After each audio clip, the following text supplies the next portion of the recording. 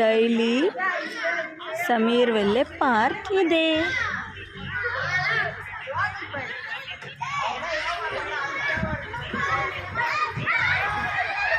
ఇది పిల్లల వరకే అండి. అటు సైడ్ ఇంకా జిమ్ చేయడానికి కూడా ఉంది.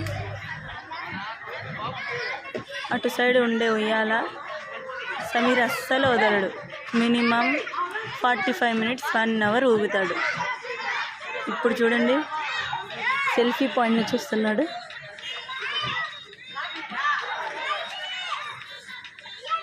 ఉయ్యాల ఊగేశాడు, జారేశాడు, గ్యాప్ ఇచ్చాడు. ఇది జిమ్ అండి.